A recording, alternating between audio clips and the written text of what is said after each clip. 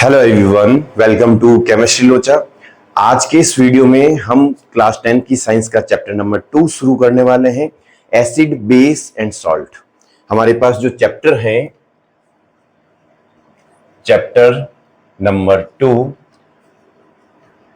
Acid, base and salt. सबसे पहले मैं बात करेंगे एसिड, बेस और सॉल्ट के एक बेसिक इंट्रोडक्शन की। सबसे पहले हमारे पास एसिड के बारे में हम बात कर लेते हैं कि हमारे पास एसिड्स क्या होते हैं, एसिड की डेफिनेशन क्या होती है। डेफिनेटली आपने 7th क्लास में एसिड के बारे में, बेस के बारे में पढ़ा होगा। वहां पे आपने ये पढ़ा होगा कि एसिड्स जो है वो टेस्ट में हमारे पास खट्टे होते हैं, सोर टेस्ट होते हैं हमारे पास उनका, और बिटर होता है बेस का। ब्लू लिटमस पेपर को रेड में कन्वर्ट कर देते हैं, एसिड्स, और बेस जो है वो रेड को ब्लू में कन्वर्ट कर देते हैं। यहाँ तक की जो इंफॉर्मेशन है वो क्लास 7th के बच्चे को दी जाती है। धीरे धीरे 10th क्लास में एक आरएनएस का कॉन्सेप्ट आता है, जिसमें एसिड्स को हमारे पास, जब एसिड्स को वाटर में डिसॉल्व किया जाता है तब देखा गया कि हमारे पास एसिड्स होते हैं HCl, HNO3, एक है हमारे पास H2SO4। इनके यदि एक्वस सॉल्यूशन, यहां क्या लिख रहा हूं मैं, AQ मींस एक्वस सॉल्यूशन। अब हमारे पास HCl को जब वाटर में डिसॉल्व किया गया तो ये देखा गया कि वो आयंस प्रोड्यूस करता है। और कौन कौन से आयंस प्रोड्यूस करता है? एक तो H+ आयन और एक Cl-। इसी तरीके से ये भी हमारे पास HNO3 भी H+ आयंस और NO3- आयंस प्रोड्यूस करता है। इसी तरीके से सल्फ्यूरिक एसिड भी 2H+ ions plus SO4- ions produce करता है। अब आप इसको ध्यान से देखें, आपको एक कॉमन चीज दिख रही होगी, H+। आपको क्या दिख रहा है? H+।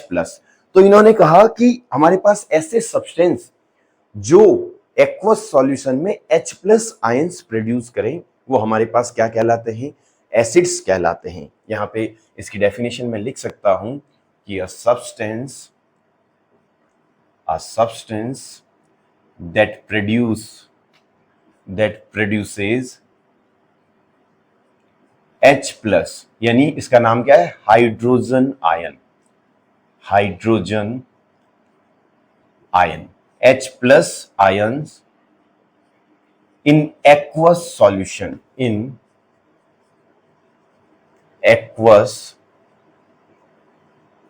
सॉल्यूशन। इसी तरीके से हमारे पास जो नेक्स्ट डेफिनेशन आती है वो आती है बेस के बारे में। बेस के लिए भी ये देखा गया कि जब बेस को वाटर में डिसॉल्व किया गया तब हमारे पास उसने भी आयंस प्रोड्यूस किए। और उसमें कौन कौन से आयंस थे? एक कटायन था, एक अनायंस था। लेकिन अनायंस वाला जो पार्ट था वो हमेशा हाइड्रोक्साइड वाला पार्ट था, OH-। हमारे पास बेस होते हैं KOH, NaOH, NH4OH। बहुत सारे बेस है हमारे पास, उनमें से मैं कुछ ले रहा हूं। इनका यदि हम एक्वस सॉल्यूशन प्रिपेयर करें, इसको पानी में डिसॉल्व करें, तो ये देखा गया कि ये भी आयोनाइज होता है। और कौन कौन से आयंस प्रोड्यूस करता है? एक हमारे पास K+OH-। यहां पे करता है Na+ और OH-। यहां पे हमारे पास करता है NH4+ OH-। ये हमारे पास कौन से सॉल्यूशंस हैं? ये हमारे पास एक्वस सॉल्यूशन है। आपको यहां पे एक कॉमन चीज दिख रही होगी, OH-।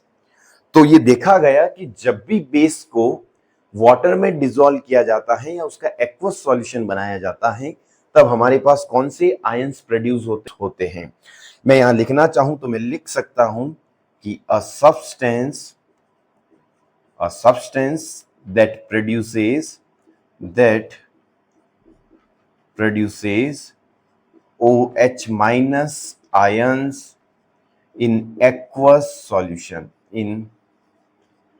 aqueous solution। अब देखो हमारे पास एक्वस सॉल्यूशन में एसिड और बेस का जो कॉन्सेप्ट था, आरेनियस कॉन्सेप्ट, उसको हमने यहां पे डिस्कस कर लिया। अब हमारे पास बारी आती है कि सर हम 7th क्लास में तो जो एसिड पढ़ते हैं वो एसिड पढ़ते हैं हम कि दो टाइप के एसिड्स होते हैं, एक हमारे पास ऑर्गेनिक एसिड और एक हमारे पास होते हैं minerals acid. Types of acid, type of acids. तो हमने ऑर्गेनिक एसिड और मिनरल एसिड्स में वहां पे ऐसा पढ़ा कि हमारे पास जो भी फ्रूट्स, वेजिटेबल्स, इनमें जो एसिड्स प्रेजेंट होते हैं वो ऑर्गेनिक एसिड्स होते हैं, जबकि हमारे पास जो लेबोरेटरी में प्रिपेयर किए जाते हैं वो सारे होते हैं मिनरल्स एसिड, मिनरल एसिड। अब यदि मैं बात करूं यहां पे कि यहां पे मैं कौन कौन से एसिड्स की बात करने वाला हूं, नो डाउट आप लोगों ने पहले 7th क्लास में पढ़ रखा है, लेकिन यहां पे एक दूसरा कॉन्सेप्ट आता है स्ट्रॉन्ग एसिड और स्ट्रॉन्ग एसिड और वीक एसिड का। और कौन सा आता है हमारे पास? वीक एसिड का। हमारे पास कौन सा कॉन्सेप्ट है?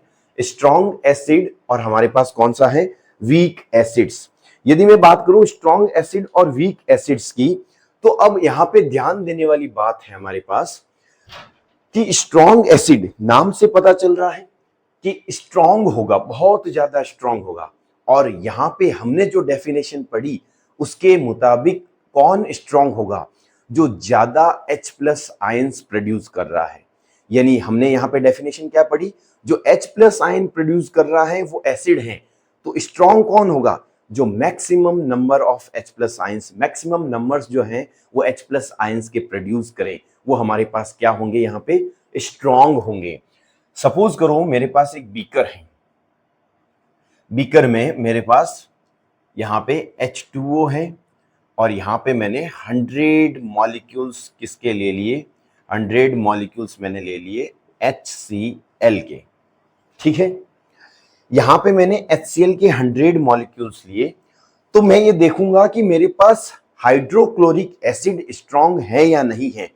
यदि ये इस वाटर में डिसॉल्व होके कंप्लीटली आयोनाइज हो जाए, यानी मैंने 100 लिए तो 100 के 100 आयोनाइज हो जाए, और हमें पता है कि ये इसका जब आयोनाइजेशन होगा तब H प्लस आयन और Cl माइनस आयंस बनेंगे।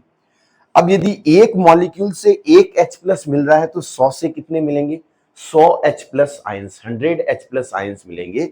इट मींस हमारे पास जिसमें maximum number of H plus ions produce हो वो क्या कहलाएंगे? वो स्ट्रॉन्ग एसिड कहलाएंगे।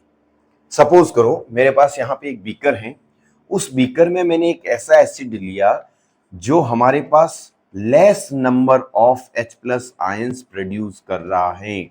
सपोज करो मैंने एसिटिक एसिड ले लिया, मैंने यदि इसके 100 मॉलिक्यूल्स लिए हैं तो ये पानी में कंप्लीटली डिसॉल्व नहीं होगा, सॉरी कंप्लीटली आयोनाइज नहीं होगा। यदि कंप्लीटली आयोनाइज नहीं होगा तो हमें पता है कि CH3CO minus plus H plus में टूटेगा। यदि 100 लिए और उसमें से 40 ही आयोनाइज हुए तो H प्लस कितने मिलेंगे? 40। तो हमें नंबर कम मिल रहा है, H प्लस आयंस का यदि नंबर कम मिल रहा है तो हम इसको क्या कहेंगे? वीक एसिड्स कहेंगे। हमारे पास स्ट्रॉन्ग एसिड में हम लिख सकते हैं कि द एसिड्स